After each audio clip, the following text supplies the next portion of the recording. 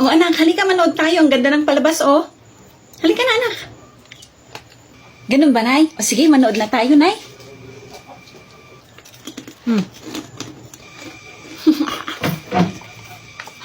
Ayun! Ganda naman talaga nitong palabas, ha?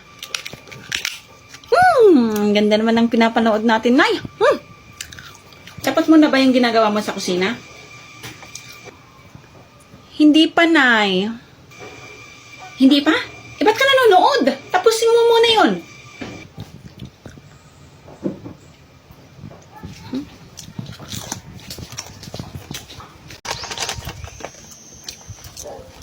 Ate, kailangan bigyan mo ko niyan. Kung di, susumbong kita kay nanay na kumakain ka ng chichirya pag gagalitan ka niya.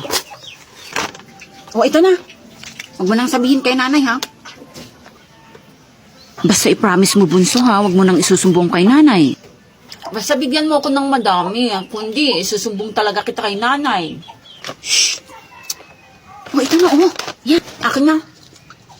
Yan, madami na yan, ha? Huwag mo nang sabihin kay nanay.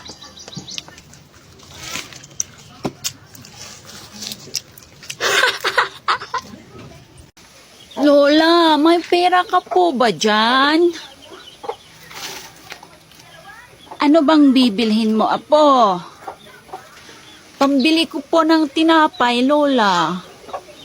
Sandali lang, apo. Meron yung tinago ko.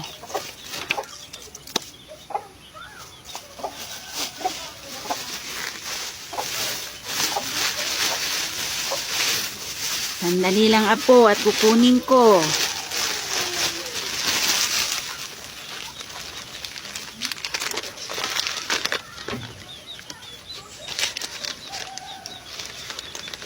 O, tingnan mo nga, apo, kung magkano to. 50 ata to. Tingnan mo, apo. Akin na po, Lola.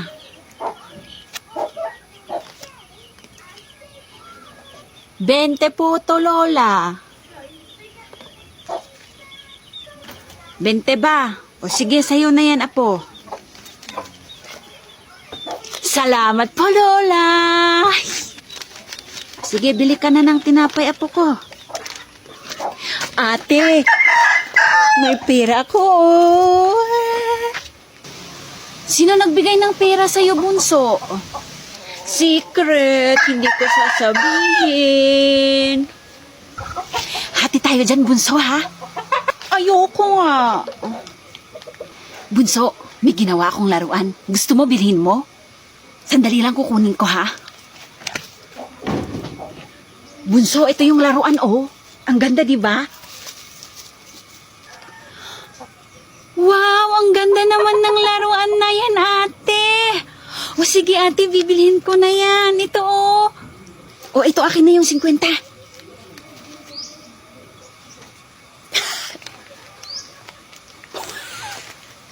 Ang ganda naman nito, ate. Paano mo to ginawa? O, di ba ang ganda?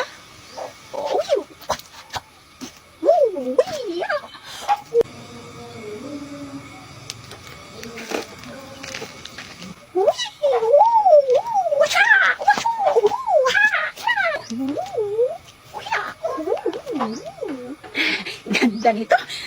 Astusin ko na tong pera na binigay ni Bunso kasi baka magbago yung isip niya. Pabili nga po. O ano bibilhin mo? 5 nga po na, ay hindi pala, 4 na chuchu tapos isang rinbi po. O ito. Akin na po. 50 na po ba to? Oo, saktong 50 na yan. Sige po, salamat po. Ayun. Dapat kainin ko na to lahat. Baka makita pa ako ni Bunso. Kukunin niya. Si Bunso na ata yan. Diyos ko, nakita niya ako. Sabi ko kaya to. Ate, ibalik mo na yung pera ko. Nawala ko yung laruan eh. Ano? Wala na yung pera mo, Bunso. Nagastos ko na. Ano yung nasa tiyan mo? Akin na yan. Akin na yan. Ano ba? Ba't mo kinukuha? Alam kong pagkain yan, ate. Akin na yan. Sa akin to. Pera ko yung pinambili mo dito eh. Kahit sa akin na lang yung ringgit. O, ayan. Na. Dapat kasi nagtago ako eh.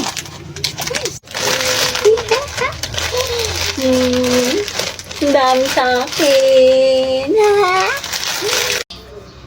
Uy, boyfriend ng ate ko yun ah. Di ba ikaw yung boyfriend ng ate ko? Hindi pa, pero malapit na. Ay, ang hina mo naman pala sa ate ko. Gusto mo ilakat kita sa kanya?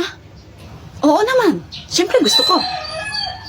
Sige, basta ibilhan mo ko ng ice cream.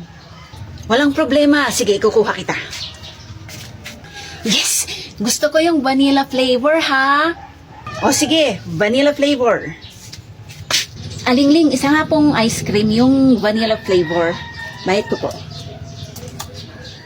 O, ito na yung ice cream, oh. O, akin na po. Salamat po, Alingling. O, ito na yung ice cream, oh. Akin na. Ayos. Maraming salamat, ha. Sige, maiwan na kita dyan. Bye-bye. Kala ko ba ilalakad mo ko sa ate mo? Wala pala si ate sa bahay namin. May pinuntahan. Ayos. Mautak ka talagang bata ka. Ha? Naisahan na naman tayo. Ay, ako lang pala. Ate, may ice cream ako. Saan ka na naman ba kumuha ng pera na pinangbili mo niyang ice cream na yan? Secret! Nakita ko pala yung boyfriend mo sa tindahan, ate. Siya ba yung nakita mo noon nakasama ko sa tindahan? Oo, ate, siya nga yun. Ganun ba? Samahan mo ko bunso sa tindahan, ha? May bibilhin tayo. Wait lang, kukuha lang ako ng pera. O, sige, ate. Okay na kaya itong mukha ko? Okay na siguro to. Tara na, bunso. Saan na naman kayo pupunta? Sa tindahan po, Nay. Gusto daw pong makita ni ate yung boyfriend niya. Anong gusto kong makita yung boyfriend ko? Sabi ko, samahan mo ko na bibili. Bunso. Uwe. Bakit? May boyfriend ka na ba, Nyara? Wala po, Nay. Wala pa sa ngayon, Nay. Pero malapit nang magka-boyfriend si ate. Bunso, sobra ka na. Totoo naman, ah. Walang lalabas sa inyo, lalo ka na, Nyara, ha? Nay, pwede bang ako na lang bibili? O sige, basta wag lang yung ate mo. Ate, akin na yung pera mo, ako na lang bibili. Wag na. Okay. Punta na lang ako sa tindahan. Sana nandun pa yung boyfriend ni ate. Ubusin ko na tong ice cream ko. Yan, wala na, ubus na. Ayun, nandun pa siya. Di ba love mo ang ate ko? Hindi lang basta love, kundi love na love ko ang ate mo. Kung ganon, bili ka pa ng ice cream para sa aming dalawa. Oo, walang problema, basta kayong dalawa ng ate mo. Ayos, ang bait mo talaga. Alingling, dalawang ice cream nga. Pakiano mo na lang, Alingling, ha? Pakilista mo na lang. Babayaran ko pag may allowance na ako. O sige, mabait ka namang bata. O, ito na yung ice cream. Maraming salamat po, Alingling, ha? Oh, ito na yung ice cream, oh. Akin na. Maraming salamat ulit, ha? Sige, alis na ako. Maiwan ka na dyan. Ate, ito na yung ice cream mo, oh. Hindi naman ako nagpabili ng ice cream sa'yo. Saan mo kinuha yung pinambili mo, bunso? Nagpabili ako sa boyfriend mo, ate. Ano? Bunso, nakakahiya yung ginawa mo. Ibalik mo yan. Ha? Ganun ba? Sorry, ate, ha? Kala ko kasi matutuwa ka, eh. Ibalik ko na tong ice cream, ate. Dapat lang, bunso, hindi maganda yung nagpapabili ka kung kani-kanino. Kala ko kasi, ate, okay lang kasi boyfriend mo siya. Kahit sabihin natin na boyfriend ko siya, hindi pa rin maganda yung magpabili ka ng ice cream sa kanya. Sige na, bunso, ibalik mo na yan. Matunaw pa yan, eh. O sige, ate. Ibalik ko na pala tong ice cream, sabi ni ate. Ha? Bakit naman? Masama daw magpabili kung kani-kanino. Okay lang naman kasi kilala ko kayo ng ate mo, kaya sa'yo na yan. Ganun ba? Okay, salamat.